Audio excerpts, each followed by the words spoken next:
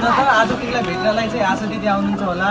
तिमीलाई के कस्तो गाह्रो भएको छ, कठिनाइ भएको छ, आशा दिदीलाई सबै कुरा भन है न। नमस्कार ममता। नमस्ते नमस्ते नानी, आउनुहोस् न यता बस। अनि ममता तिमीले आइरन फोलिक एसिड क्याल्सियम खाएको छौ कि छैन नि? केको खोप लाउनु पर्यो र मैले त केही नलाइकन रमेशले यत्रो घुम्ने गरी हुर्काइसकेँ, पनि केही रोग लागेन त। त्यसो भनेर आमा अहिले त सरकारले 8 चोटि गर्भवती जाँच गराउनु भन्छ। त्यो गर्भवती जाँच गर्ने बेलामा आइरन फोलिक एसिड क्याल्सियम खानुपर्छ। गर्भवती भएको बेलामा 180 दिन र सुत्केरी भइसकेपछि 45 दिन आइरन फोलिक एसिड खानुपर्छ। टिटानस खोप लगाउनुपर्छ जसले चाहिँ आमा र बच्चा दुवैलाई रोगबाट बचाउँछ। आमा ए हो र अब घरमै सुत्केरी गराउँदाखेरि केही गाह्रो साह्रो पर्यो भने जटिलता आयो भने के गर्नुहुन्छ नि हजुरले? तिमी हामीलाई डराउने कोसिस गरिरहेको छ। जब यस्तो त कहिले कहिले भइहाल्छ नि। होइन कि आमा, यदि सेवा सुविधाहरू पाइन्छ भने हामीले किन जोखिम दिने र किन सेवा सुविधाहरू प्रयोग नगर्ने त आमा? यो सबै सरकारी स्वास्थ्यको पैसा कमाउने बाटो हो बाबु। होइन नि आमा, त्यस्तो मेरो कुरा सुन्नुहोस् त। सरकारी स्वास्थ्य चौकीमा सुत्केरी गराए बापत आमा र बच्चा दुवैलाई निःशुल्क सेवा सुविधा दिन्छ नि।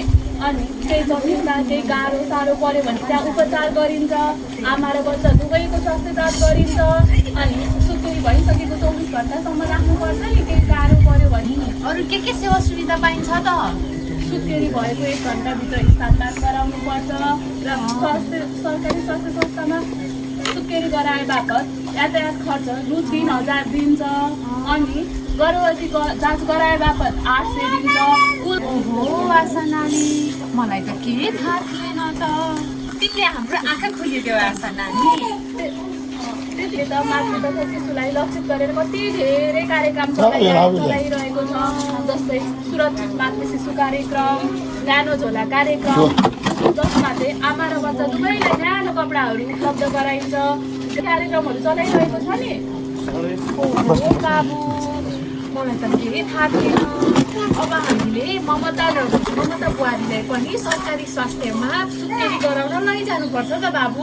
हुन्छ, हामीले आशा दिदीले भने जस्तै गरेर सरकारी संस्थामा चाहिँ लिएर गएर उनको प्रस्तुति गर्नुपर्छ है आमा।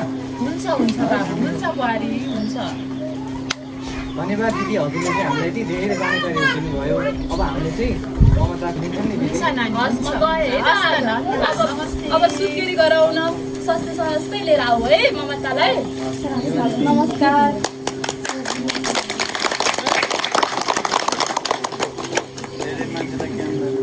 मेरा साथीहरूलाई धेरै धेरै धन्यवाद।